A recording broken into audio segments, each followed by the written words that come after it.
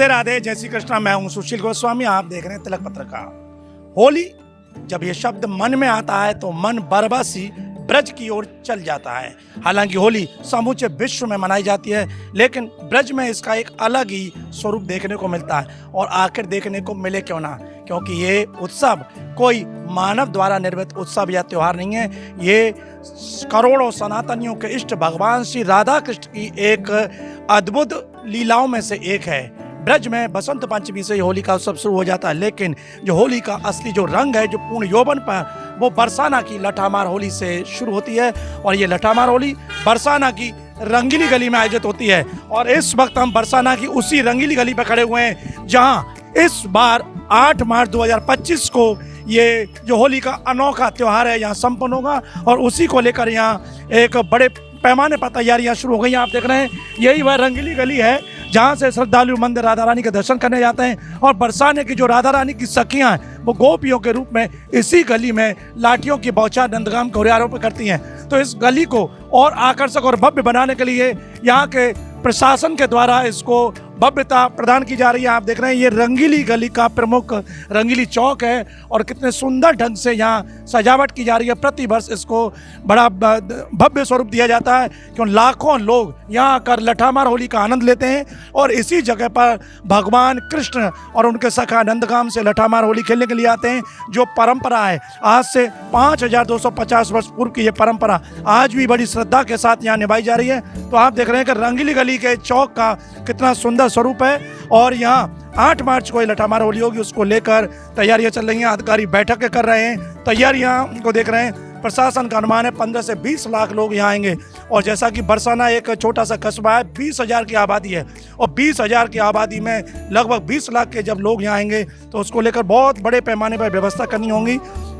100 गुने लोगों को करना है। हालांकि उत्तर प्रदेश सरकार ने कुंभ में जिस तरह से यहाँ 65 करोड़ से ज़्यादा लोगों को व्यवस्था दी है, तो उनके लिए कोई एक चुनौती नहीं है। लेकिन फिर भी प्रशासन कोई कोताही बरतना नहीं चाहता है। और यहीं बरसाना के जो वासी हैं, उनकी भी अपनी तैयारियां अपने स्तर पर शुरू हो गई हैं, जो परंपरा है। तो बरसाना की रंगीली गली आप देख रहे हैं, यहाँ पर तैयारी है। कुछ रंगीली गली पर यहीं के स्थानीय लोग, उनसे जानेंगे। आपका शुभ नाम? सुमित सूत्री है, पुरोहित बरसाना। जी सुमित जी, आप पुरोहित हैं यहाँ के। और रंगीली गली के बारे में बताएंगे, क्या आयोजन यहाँ होता है, किस तरह से, कितनी भीड़ होती है, कैसा माहौल होता है उस वक्त? देखिए, ये रंगीली गली अपने नाम के ही अनुरूप रंगीली है, क्योंकि इसका सीधा सीधा संबंध है ब्रज की होली से। और हो भी क्यों ना, इसका जैसे कि नाम ही रंगीली है। 5,500 वर्ष पहले ठाकुर जी ने सबसे पहले बरसाना की इसी रंगीली गली में होली खेली है। और आज भी यहाँ पे वही परंपरा बखूबी से निभाई जा रही है। और यहाँ की खास बात ये भी है कि सरकार ने इस रंगीली गली के अनुरूप ही इसका जो है भव्यता, जो है सुंदरता और यहाँ की जो है खूबसूरती को उकेरने का जो प्रयास योगी सरकार कर रही है, उसकी सभी बरसानावासी जो है सराहना करते हैं। और यहाँ पे तरह तरह के रंगों से हमारी रंगीली गली को सजाया गया है। और देखिए, होली है और सब जग हो रही, या जग हो रहा, कैसो देश निगोड़ा। 40 दिवसीय होली हमारे ब्रज में जरूर होती है, लेकिन वह अपने आप में भी मायने इसलिए भी रखती है क्योंकि यहाँ पे एक कहावत भी है, लाला तेने कैसो फाग रचायो, मानो दूल्हा ब्याहन आयो। दूल्हे ब्याहन मतलब बारात जैसी यहाँ पे तैयारियां चलती हैं। जैसे भगवान कृष्ण दूल्हा बनकर ही यहाँ आते हैं और ये उनके विवाह उत्सव से जुड़ा हुआ उत्सव है। जी, जैसे विवाह की जैसे तैयारियां चलती हैं, लाला तेने कैसो फाग रचायो, मानो दूल्हा ब्याहन आयो। खेले गो जो होए बराती, यही ब्याह यही गोना, लाला तेरी होली खेलन में टोना।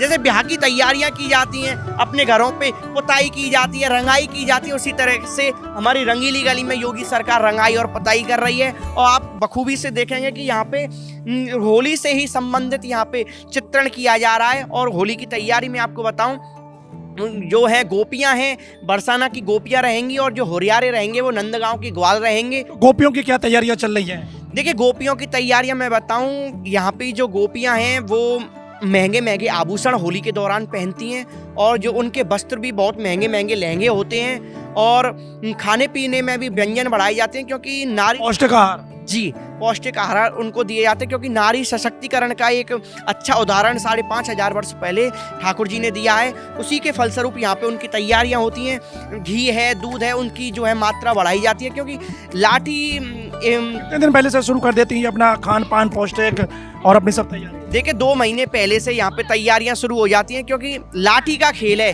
हम अगर 10 मिनट भी अगर फावड़ा भी जमीन में किसान चलाता है तो अपने वो आप ताकत चाहिए होती है। तो यहाँ की जो गोपियां हैं वो 1 और 1.5 घंटे तक लगातार लाठियों का भार जो है पुरुषों को हरिवारों के ऊपर करती हैं। वही अपने आप में काबिले तारीफ है, और उसके लिए भी कुछ ना कुछ ताकत की आवश्यकता जरूर होती है। इसलिए ही यहाँ पे 2-3 महीने पहले से होली की तैयारियां शुरू हो जाती हैं।